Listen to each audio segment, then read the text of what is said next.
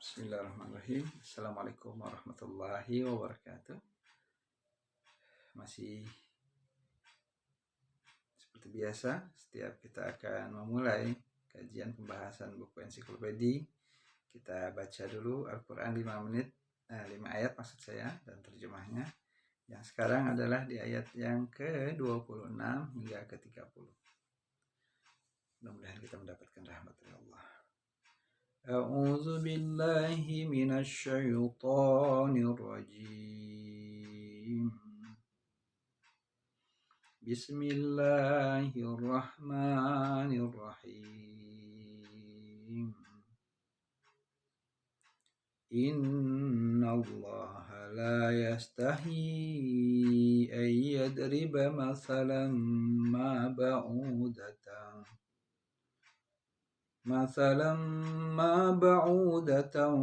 فما فوقها فأما الذين آمنوا فيعلمون أنه الحق من ربهم وأما الذين كفروا فيقولون ماذا أراد الله بهذا مثلا يضل به كثيرا ويهدي به كثيرا وما يضل به إلا الفاسقين الذين ينقضون عهد الله من بعد ميثاقه ويقطعون ما أمر الله به أن يوصل ويفسدون في الأرض أولئك هم الخاسرون كيف تكفرون بالله وكنتم أمواتا فأحياكم ثم يميتكم ثم يحييكم ثم إليه ترجعون هو الذي خلق لكم ما في الأرض جميعا ثم استوى إلى السماء فسوهن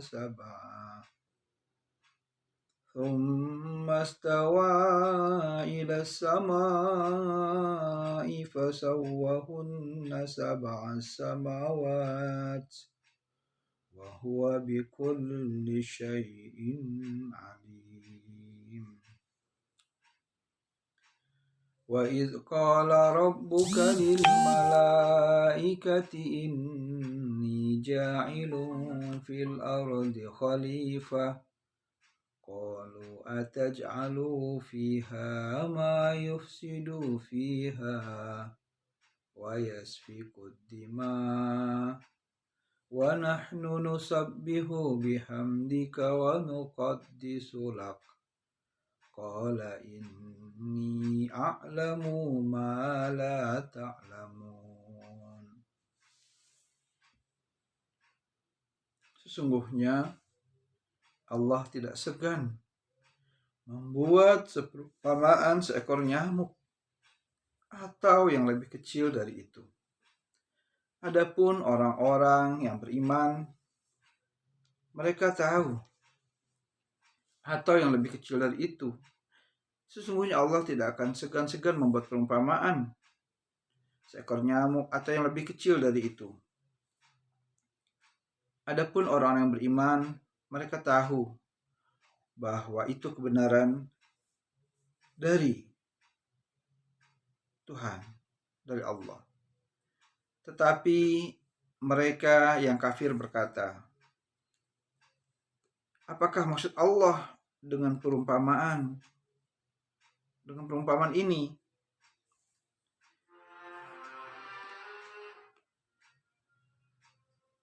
Banyak orang yang dibiarkan sesat, dan dengan itu banyak pula orang yang diberinya petunjuk. Tetapi tidak ada yang dia sesatkan dengan perumpamaan itu selain orang-orang fasik, yaitu orang-orang yang melanggar perjanjian Allah setelah perjanjian itu diteguhkan, dan memutuskan apa yang diperintahkan Allah untuk disambungkan, dan berbuat kerusakan di muka bumi. Mereka itulah orang-orang yang rugi.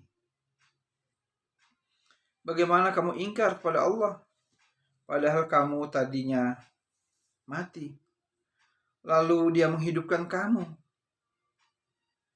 kemudian Dia mematikan kamu, lalu Dia menghidupkan kamu kembali, kemudian kepadanya lah kamu dikembalikan. Dialah Allah yang menciptakan segala apa yang ada di langit. Dialah Allah yang menciptakan segala apa yang ada di bumi untukmu. Kemudian Dia menuju ke langit, lalu Dia menyempurnakannya menjadi 7 langit. Dan Dia maha mengetahui segala sesuatu. Dan ingatlah, ketika Tuhanmu berfirman kepada malaikat, "Aku hendak menjadikan khalifah di bumi." Mereka berkata, "Apakah Engkau hendak menjadikan orang yang merusak dan menumpahkan darah di sana, sedangkan kami bertasbih memujimu," kata malaikat, "dan mensucikan namamu." Kemudian Allah Ta'ala berfirman, "Sesungguhnya Aku mengetahui apa yang tidak kamu ketahui." Sadaqallahul azim. Quran surat Al-Baqarah ayat 26 hingga ke 30. Saudaraku yang dirahmati Allah Subhanahu wa taala, semoga semuanya dalam keadaan sehat, senantiasa dalam rahmat dan kasih sayang Allah Subhanahu wa taala. Senang bisa kembali bertemu dengan Anda tentunya. Pertemuan yang mudah-mudahan dalam rangka mencari ilmu, kemudian perjumpaan yang senantiasa untuk kita taat kepada Allah Subhanahu wa taala. Saudaraku yang dimanapun Anda berada, masih tentang penjelasan buku Islam Kafah, Ensiklopedia Islam Kafah, karangan Syekh Muhammad bin Ibrahim bin Abdullah At-Tuwaijiri. Dalam video yang ke-23 ini, kita masih membahas tentang nama-nama Allah yang indah. Masih tentang pembahasan indahnya mengenal Allah, Asmaul Husna, nama-nama Allah yang indah, yang bagus, yang baik-baik, dan sifat-sifat Allah yang indah, yang mulia, yang agung, yang tidak ada bandingnya, tidak ada taranya, tidak ada yang bisa mengalahkannya. Kalau kemarin kita sudah membahas tentang pembahasan ya salam yang memberikan keselamatan, maka pada kesempatan kali ini kita akan membahas nama Allah yang mulia lainnya, yaitu Al-Mu'min. Saudaraku yang dirahmati Allah Subhanahu wa taala,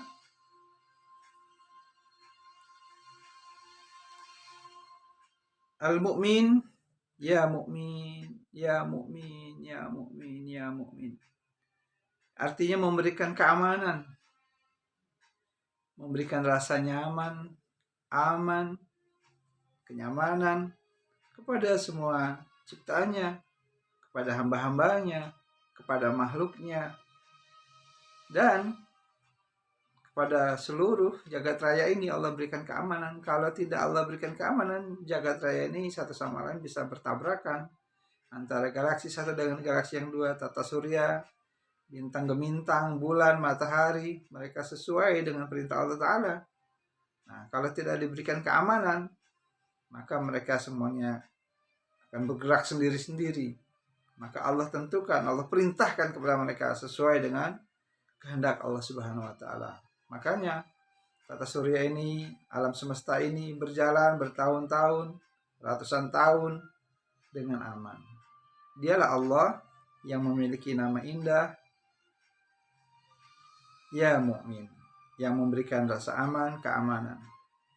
Saudaraku yang dimuliakan Allah Subhanahu wa taala, bukan hanya kepada alam semesta tentunya, Allah juga memberikan rasa keamanan kepada makhluknya, terutama kepada hamba-hamba Allah yang beriman, yang bertakwa, yang senantiasa menjadikan Allah sebagai satu-satunya tempat bersandar. Seperti ini kita bersandar, bergantung, meminta pertolongan, memohon,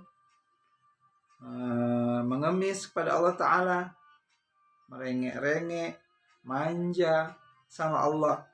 Karena dia Allah tempat kita bersandar, tempat kita bergantung, tempat kita berdoa, tempat kita meminta, tempat kita beribadah.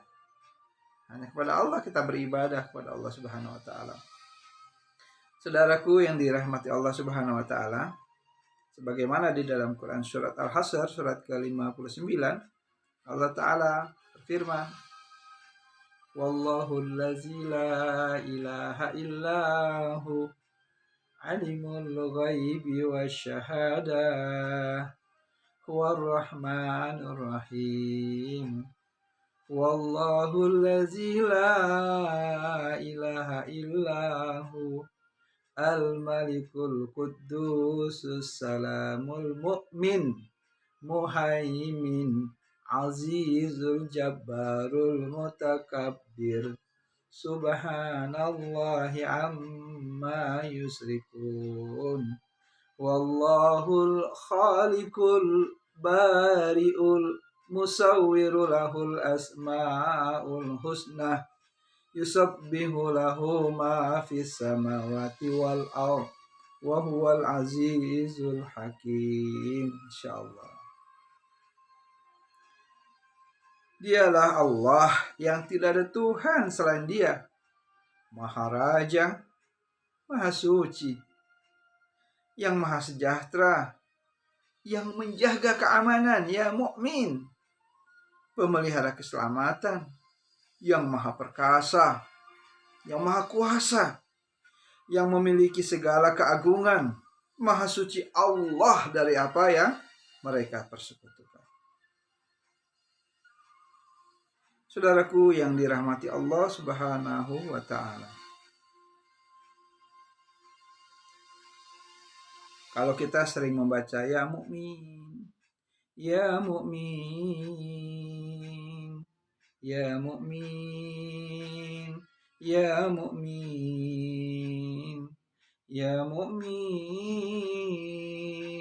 ya mukmin, ya mukmin, ya mukmin, ya Allah, ya Allah yang memberikan keamanan kepada kami, ya Allah yang memberikan rasa aman, ya Allah. Nah, tuh kalau kita sering-sering baca itu dengan dihadirkan hati, dengan sepenuh hati dan jiwa, diresapi sehingga dia meresap ke dalam relung-relung jiwa kita yang paling dalam, maka nanti akan terasa, akan menetes air mata kalau kita banyak-banyak menyebut nama Allah itu dengan khusyuk sendiri. Saat kita sedang ada orang, atau kita sendiri ada orang tapi hati kita khusyuk, kadang-kadang bisa menangis. Dan air mata yang tumpah karena kita ingat kepada Allah, air mata yang tumpah karena kita takut kepada Allah Ta'ala, air mata yang tumpah karena cinta kepada Allah, air mata yang tumpah karena rindu kepada Allah. Maka air mata yang tumpah ke bumi itu ditampung oleh malaikat Jibril dengan perintah Allah. Kemudian air mata itu menjadi peredam api neraka jahanam. Air mata yang tumpah itu bisa meredam, bisa menyiram api neraka jahanam yang bergolak-golak, yang menyambar-nyambar, yang mana ketika kita nanti akan melewati sebuah jembatan yang menegangkan dan mengerikan, lagi menakutkan, jembatan Shiratal Mustaqim. Semua para nabi dan rasul, para sahabat nabi, para tabi'in, tabi'ut tabi'in, orang-orang saleh, para syuhada, siddiqin, semua pasti melewati jalan itu, jembatan itu. Ada yang mengatakan jembatan itu seperti sehelai rambut, kemudian dibelah menjadi 7. Ada yang mengatakan bahwa jembatan itu tajam seperti gergaji dan berkail seperti mata kail pancingan. Ada orang yang ketika itu melewati jembatan Shiratal Mustaqim, gemetar tubuhnya, ketakutan, tapi tidak selamat. Ada orang yang ketika itu dia ingin berlari kencang untuk bisa melewati jembatan Shiratal Mustaqim, yang di bawahnya api neraka jahanam menjilat-jilat setiap yang melewati jembatan Shiratal Mustaqim tersebut, tapi juga tidak selamat. Ada orang yang ketika itu melewati jembatan dengan merangkak seperti bayi, tapi juga tidak selamat, saudaraku. Imam Basri, seorang ulama di zaman tabi'in kalau tidak salah, beliau bermimpi, ada muridnya berkata, "Ya Syekh, saya bermimpi engkau melewati jembatan Shiratal Mustaqim." Kemudian dengan penuh tegang sang Syekh yang juga menjadi seorang khilafah ketika itu bertanya, "Wahai muridku, bagaimana keadaanku? Aku melihat engkau ya Syekh berjalan dengan penuh ketakutan." Belum selesai sang murid bercerita tentang mimpinya, sang Syekh menggambarkan betapa dahsyat dan ngerinya di padang mahsyar kelak, sehingga Imam Hasan Al-Basri terpingsan, tak tersadarkan diri. Gemparlah orang-orang yang berada di saat itu. Kemudian ketika Imam Hasan Al-Basri bangun, dia minta kembali diceritakan, "Bagaimana keadaanku? Ceritakan bagaimana keadaanku, apakah aku selamat melewati jembatan?" "Ya Syekh," baru mau bicara, pingsan lagi. Begitu meresapinya, begitu Imam Hasan Al-Basri menghujam di dalam dirinya keimanannya yang luar biasa kepada Allah Subhanahu wa Ta'ala, rasa takut yang amat sangat kepada Allah Subhanahu wa Ta'ala, pingsan berkali-kali. Kemudian setelah siuman beberapa kali diceritakan kepada muridnya bahwa engkau selamat ya Syekh. Kalau puji bagi Allah, itu Imam Hasan Al-Basri bisa selamat. Rasulullah, para sahabat Nabi, para Nabi dan Rasul pun mereka akan mengalami yang sama. Mereka juga sama ketakutan sebagaimana manusia lainnya. Namun barangkali Allah menyelamatkan, melindungi mereka semua. Terus bagaimana dengan kita? Dengan anak, dengan saya? Apakah kita bisa selamat dari dahsyatnya, dari mengerikannya jembatan Shiratal Mustaqim? Ya Allah, selamatkan kami ya Allah. Selamatkan kami ya Allah. Dialah Allah yang bisa memberikan keselamatan, keamanan, rasa aman. Saudaraku yang diberkahi Allah Subhanahu wa Ta'ala,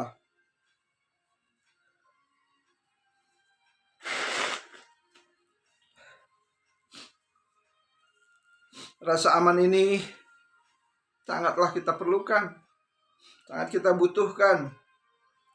Pernahkah kita membayangkan kalau sekiranya rasa aman ini tidak diberikan oleh Allah kepada kita?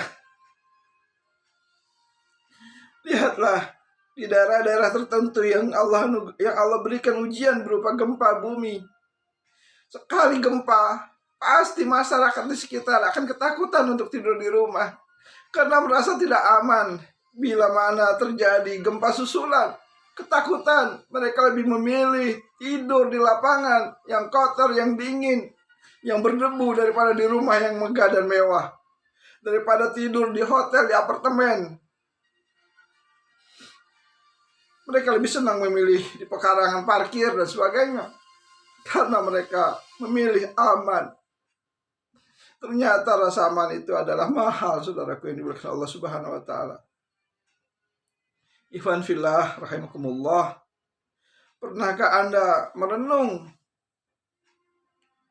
bertafakur, kalau kita selama ini pergi naik angkot, naik bis, keluar kota, atau kita membawa kendaraan sendiri, motor, mobil, kemudian Allah berikan rasa aman kepada kita, tidak tertabrak, tidak ditabrak. Tabrak pun bermasalah dengan kepolisian, yang tentu akan mengganggu perjalanan kita. Betapa mahalnya orang sampai dia mau, daripada ditilang oleh polisi, mendingan dia bayar, karena dia butuh rasa aman, dia pengen cepat. Nah, rasa aman itu mahal, saudara.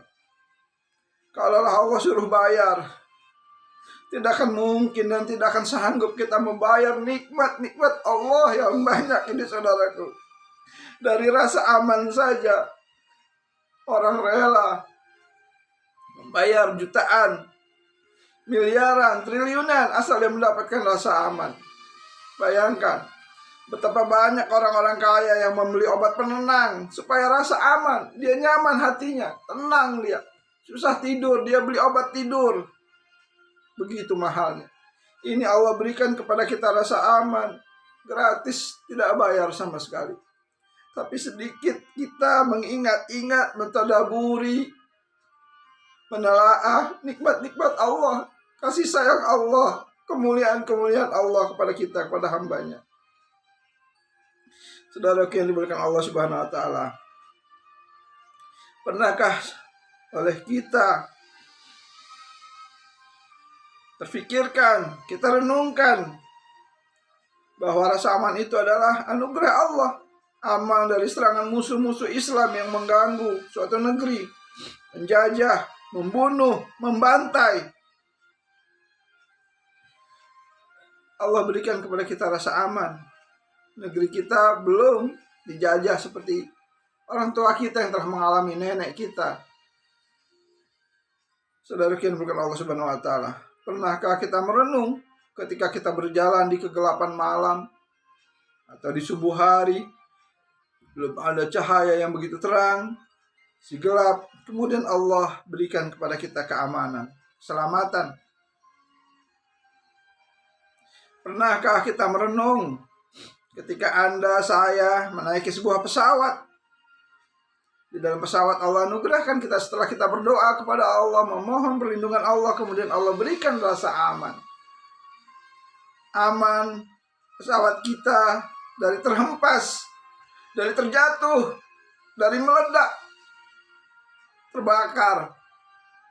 Ketika bertahun-tahun Allah berikan kita keselamatan, keamanan, pernahkah kita bersyukur pada Allah Ta'ala akan nikmat yang satu ini?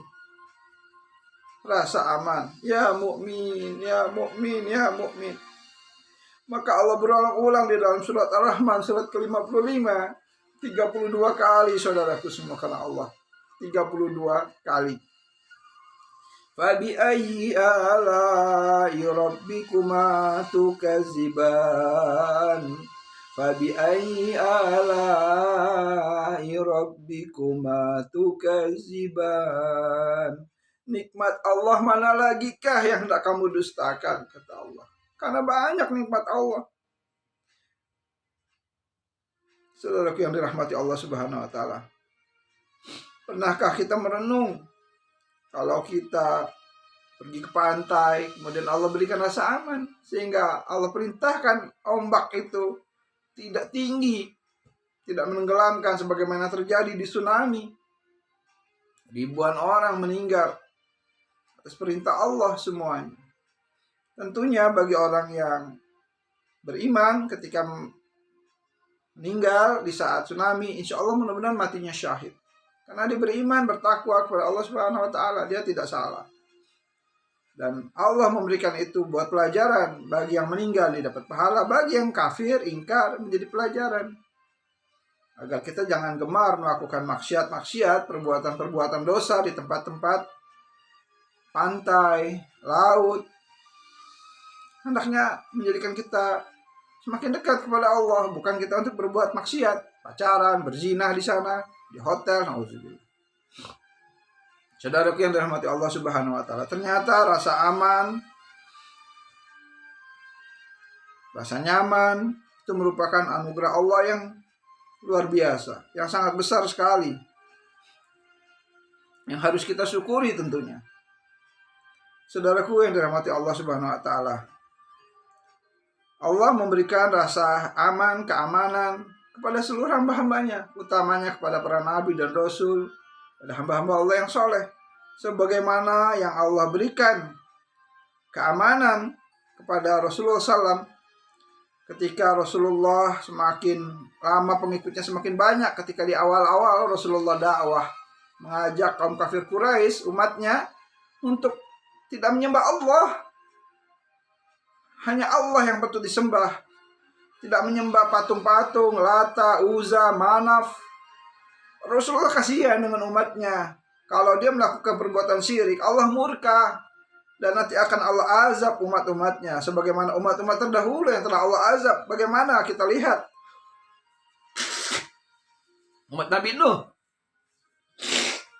alaihissalam berbuat syirik, udah diingatkan oleh Nabi Ibrahim alaihissalam bahwa itu adalah perbuatan yang tercela. Tapi Nabi Nuh alaihissalam diejek, dihina, bahkan mau dibunuh. Maka Allah datangkan bala bencana berupa banjir bandang. Bayangkan, bukan sehari, bukan 2 hari, bukan seminggu, bukan 2 minggu, bukan pula sebulan, bukan juga 2 bulan, 6 bulan berturut-turut dalam sebuah riwayat. Allah hadirkan banjir bandang kepada kaum Nabi Nuh alaihissalam karena mereka durhaka.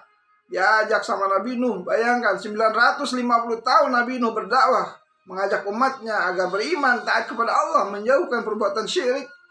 Hanya sekitar 50 orang yang beriman. 950 tahun umur usia Nabi Nuh alaihissalam, cuma 50 orang pengikutnya. Masya Allah, berapa durhakanya umat kaum Nabi Nuh alaihissalam. Maka Allah kirim berupa hujan berturut-turut, pagi, siang, sore, malam, pagi, siang, sore, malam, pagi, siang, sore, malam, berhari-hari, berminggu-minggu, berbulan-bulan, sampai 6 bulan. Kita kalau misalnya di rumah kita, di daerah kita sehari saja banjir, seharian full, maka sudah tentu banjirnya luar biasa. Tambah banyak. Di Bogor kemarin banyak kejadian-kejadian, di bulan Januari ini banyak musibah, di Mamuju dan sebagainya, Sulawesi, di Papua. Allah berikan bencana, musibah itu bisa azab bagi orang yang kafir, bagi penguasa-penguasa zalim yang menangkap ulama, memenjarakan ulama. Maka itu adalah azab dari Allah, peringatan kalau mau tobat. Kalau nggak tobat, nanti Allah kirim lagi. Begitu mudah bagi Allah untuk mengazab satu negeri yang tidak beriman kepada Allah, yang berlaku zalim kepada hamba-hambanya yang beriman dan bertakwa, apalagi kepada keturunan zuriat Nabi Muhammad sallallahu alaihi wasallam. Saudaraku yang dimuliakan Allah Subhanahu wa taala, maka Allah memberikan rasa aman kepada Rasulullah SAW ketika Rasulullah akan dibunuh. Maka dengan perintah Allah, Rasulullah menyuruh Ali bin Abi Thalib untuk menggantikan posisinya yang sedang tertidur. Sudah diincar oleh seluruh suku-suku, karena supaya tidak disalahkan nantinya ke depannya. Jadi kalau dibunuh gak 1 orang, tapi oleh berbagai suku yang ada di kaum kafir Quraisy saat itu. Namun Allah memberikan keamanan ketika mereka berjaga-jaga, sudah dijaga-jaga itu sekeliling depan rumahnya Rasulullah SAW. Maka Allah kantukkan mereka, tertidur mereka dengan Rasulullah membacakan sebuah ayat. Maka saudaraku tertidur, Rasulullah pergi dengan aman. Paginya mereka melihat ikan membunuh, subuhnya dipikir Rasulullah ini biasanya kalau subuh salat ke masjid. Mereka sudah bawa semua tuh tombak dan sebagainya. Tapi mereka pas mereka buka kainnya, selimutnya, yang ada adalah Ali. Dan Allah memberikan rasa aman kepada Ali bin Abi Thalib karamallahu wajah, yang merupakan sepupu dengan Rasulullah dan juga menjadi mantunya. Maka Allah lah yang memberikan keamanan. Ya mukmin, ya mukmin, ya mukmin. Ya Allah yang memberikan, yang memelihara keamanan, memberikan rasa aman, nyaman. Saudaraku yang dimuliakan Allah Subhanahu wa taala, maka ketika Rasulullah pun pergi meninggalkan Mekah menuju ke Yastrib saat itu atau kota Madinah yang sekarang, maka ketika berada di gua, Abu Bakar gelisah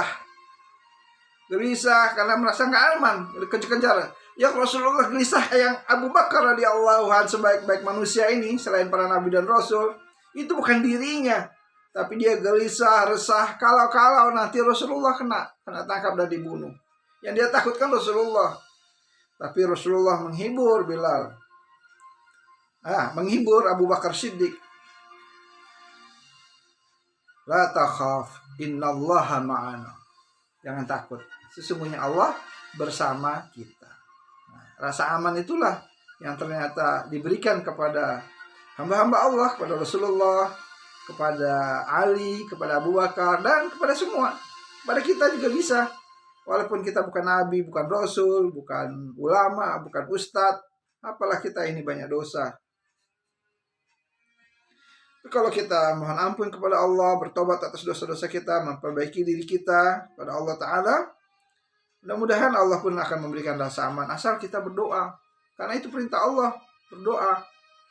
Wa qala rabbukum ud'uni fastajib lakum. Maka berkata Tuhanmu, mintalah engkau kepadaku, kata Allah. Mohonlah engkau kepadaku, minta, memohon, berdoa, pasti akan aku kabulkan, kata Allah Ta'ala. Pasti. Gak mungkin Allah gak mengabulkan doa hamba-hambanya yang beriman, yang bertakwa. Asal syarat-syarat doa dia lakukan. Dia senang makan yang halal-halal, melakukan yang halal-halal, perbuatan yang Allah redho, sering baca Quran, sering terjaga sholatnya, terjaga pandangannya. Kalau dia lakukan semuanya dengan baik dan benar, mudah-mudahan doanya diijabah, dikabulkan oleh Allah Ta'ala. Jadi kalau ingin doa kita dikabulkan, diperbaiki diri kita, takwa kita diperbaiki, taatnya dikuatkan, dikencangkan, dan maksiatnya dihilangkan.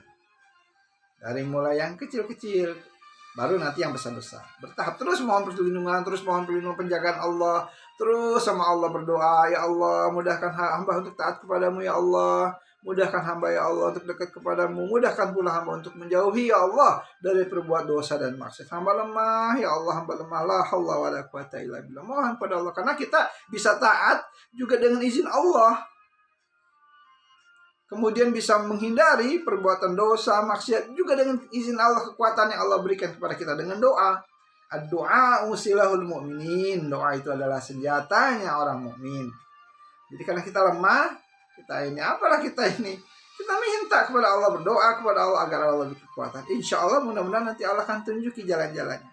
Kalau Allah udah suka kepada seorang hamba, Allah nanti akan berikan kepada dia pemahaman agama. Maka yang pertama dia lakukan supaya paham agama, senang, suka mendengarkan tausiah-tausiah yang ada di grup-grup WhatsApp, yang ada di YouTube, yang ada di FB. Dimanfaatkan sosial media itu, cari yang baik-baik. Senang dengerin. Kalau perlu dia rekam. Kalau saya biasanya kalau di YouTube kita ada tausiah seperti Ustadz Adi Hidayat, Ustadz Abdul Somad, Agim, Ustadz Bakhtiar Nasir, tausiah-tausiahnya ulama besar kita, ulama besar Indonesia, Habib Rizik Sihab, semoga Allah jaga, Allah lindungi beliau. Nah itu saya rekam, kemudian saya simpan, saya save di Telegram. Nah itu saya ulang-ulang, sehingga menghujam. Termasuk saya buat video ini adalah untuk saya, Jadi bukan buat siapa-siapa, buat saya agar saya menghujam. Saya bisa meresapi karena Al-Qur'an, hadis Nabi, tausiah-tausiah ini itu supaya bisa menghujam harus diulang-ulang. Nah, kalau orang Padang bilang kaji pandai dek berulang-ulang. Jadi kajian itu dia bisa karena dia sering diulang-ulang. Sering diulang, meresap, mudah-mudahan kita mengamalkan dikit-dikit. Kita jaga dikit. Tadinya kita nggak ngerti tentang ilmu bahwa kalau sholat berjamaah atau sholat tepat waktu itu keutamanya besar di sisi Allah. Karena kita tahu ilmunya, kita dikit-dikit belajar, mengamalkan pelan-pelan. Kita nanti nambah lagi ilmu, oh ternyata sholat duha itu manfaatnya banyak, kita sholat duha. Oh ternyata baca Quran itu bagus, kita baca Quran, dan sebagainya. Dakwah itu juga ternyata perbuatan yang mulia. Gitu. Barang siapa orang dengan kita berdakwah, baik cuma berupa share video, berupa share YouTube ini, Anda dapat pahala. Bahkan anak malah enak, nggak usah grogi-grogi kayak gini. Share aja nih YouTube-nya, orang dengar, orang dia kemudian dapat hidayah, dapat pahala. Siapapun, ustadz siapapun. Kalau saya sih bukan ustadz. Jadi saudara yang dirahmati Allah Subhanahu wa taala, itulah nama Allah Asmaul Husna yang memelihara keamanan. Ya mukmin, Allah memiliki nama indah Al-Mu'min. Ya mukmin. Saudaraku yang dirahmati Allah Subhanahu wa taala, mudah-mudahan kajian Asmaul Husna ini, nama-nama Allah ini akan terus berlangsung. Mudah-mudahan masih ada umur. Mudah-mudahan Anda bisa terus mengikuti, lihat di grup-grup WhatsApp yang sering saya bagikan. Mudah-mudahan Allah ridho dengan saya, Allah ridho dengan Anda. Mudah-mudahan Allah berikan kita taufik hidayah. Ya Allah, ya Rahman, ya Rahim, ya Malik, ya Kudus, ya Salam, ya Mukmin, ya Muhaimin. Ya, dan seterusnya. Mudah-mudahan dengan nama-nama Allah tersebut Allah beri kita hidayah. Allah beri kita kepahaman agama, cintaan kepada Allah, kepada Rasulullah. Mentadaburi ayat-ayat Allah itu juga perintah dari Allah. Nah, ini dia menggali mentadaburi ini seperti ini. Jadi dibaca, kemudian ya dijelaskan sesuai dengan ilmu yang Allah berikan kepada saya. Kalaulah ada keterbatasan saya, baik dalam penyampaian yang kurang jelas barangkali atau kurang enak, atau dalam hal saya membaca Quran yang saya masih belajar, kemudian dalam hal saya bersikap, bertutur kata adalah kata-kata yang tidak berkenan, yang khilaf, yang salah, saya mohon maaf sebesar-besarnya. Saya ulangi bahwa saya bukan seorang ustadz, saya hanya hamba Allah, pendosa yang berusaha ingin memperbaiki diri. Mudah-mudahan Allah catat saya sebagai hamba Allah yang benar-benar ingin bertobat. Mudah-mudahan Allah catat saya sebagai hamba Allah yang benar-benar ingin menjadi hamba Allah yang baik-baik. Mudah-mudahan Allah catat saya sebagai hamba Allah yang bersungguh-sungguh ingin menjadi hamba Allah yang baik. Amin ya Allah, amin ya Rabbal alamin. Saudaraku yang dirahmati Allah Subhanahu wa taala, mari kita tutup kajian kita ini dengan doa penutup kafaratul majelis agar kajian ini mendapatkan ridha Allah Subhanahu wa taala, mendapatkan rahmat Allah Subhanahu wa taala. Subhanakallahumma wa bihamdika asyhadu an la ilaha illa anta astaghfiruka wa atubu ilaik. Allahumma shalli ala Muhammad wa ala ali Muhammad kama shallaita ala Ibrahim wa ala ali Ibrahim wa barik ala Muhammad wa ala ali Muhammad kama barakta ala Ibrahim wa ala ali Ibrahim innaka Hamidum Majid. Assalamualaikum warahmatullahi wabarakatuh.